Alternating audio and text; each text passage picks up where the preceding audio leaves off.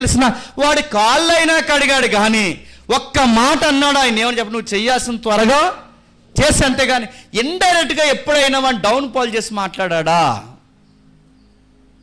ఆయన నోట కపటం అంటే ఆయన లోపల ఒకలా బయట ఒకలా లేడు. ఆయన లోన ఎలా ఉన్నాడో చెప్పండి, బయట ఎలా ఉన్నాడు. ఆయన నోట ఏ కపటం లేదు. ఆయన మనకి మాధురించిపోయాడు.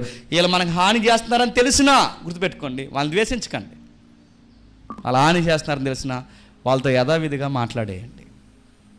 వీళ్ళు హింసకులని తెలిసినా వాళ్ళని ఏమి హింసించకండి, వాళ్ళతో మాట్లాడండి.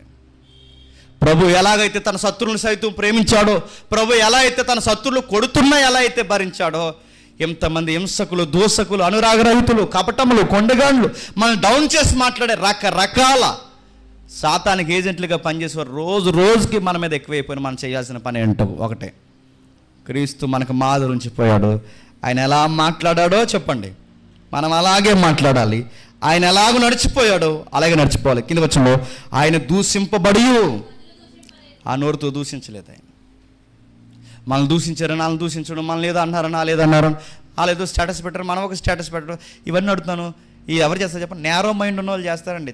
చాలా దిగువ స్థాయిలో ఆలోచిస్తారు. వాళ్ళు ఏదో తెంగర స్టేటస్ పెట్టారని వాళ్ళు కౌంటర్గా నడుతున్నారు. అది డిగ్నిటీ అనిపించుకోదు. పెట్టుకొని అలాగే చాలా లో స్టాండింగ్లో ఆలోచిస్తున్నారు. పెట్టుకొని మన డిగ్నిటీ చెప్పిన చూసినా చూడలేనట్టు ఉండడం, ఇన్నా వెళ్ళలేనట్టు ఉండడం, దగ్గరికి వార్త తెచ్చినా పట్టించుకోకపోవడం. మన దగ్గర చెప్తున్నా, ఓ పట్టాన్న ఎవడ సోది మనం చెప్పండి వినకుండా మనం చేయాల్సిన పని చేయడం, అది మన డిగ్నిటీ. గుర్తుపెట్టుకో. ఎందుకు వాళ్ళు చెప్పినట్టు అడుగుతాను, వాళ్ళు స్టేటస్ పెడతారు, వాళ్ళకి ఎదురికి మనం పెడతాం, అడుంకోటి పెడతాడు, అడుంకోటి పెడతాడు, అడుంకోటి పెడతాడు. ఇంక ఉడికిపోయి ఏం చేస్తాడు చెప్పండి? ఇంకెదురు పెడతాడు ఇంక మన కోసం. లేకపోతే ఎవరైనా కూర్చోబెట్టి సాక్ష్యం చెప్పిస్తారు చెప్పండి. ఏదో చేస్తారు అంటున్నారు. ఎందుకు అవన్నీ అడుగుతున్నారు? వాళ్ళతో ఈ ఫైట్లు, పోటీలు మనకు అవసరం. మన పనుల్లో ఒకటైనా పని మళ్ళీ చెప్తున్నాను, అది సోషల్ మీడియా అయినా, ఫేస్బుక్ అయినా, ఇన్స్టా అయినా, నీ ఇంటికాడ స్నేహమైన, కాపురమైన పనుల్లో ఒక్కటే. సమయమందును అసమయమందును సాధ్యమైతే ప్రయాసపడి సువార్త చెప్పంతే, సువార్త చెప్పంతే. ఎవడ గొడవలు నెత్తిమే పెట్టుకోవద్దు, ఏది భుజాన్ని తిరగద్దు, ఏ గొడవలకి మన రిప్రజెంట్గా ఉండదు. మన పనుల్లో ఒకటే. సాధ్యమైతే సువార్త చెప్తాం, సహోదరులు సమాధానపరుద్దాం, దేవునికి దగ్గర చేద్దాం.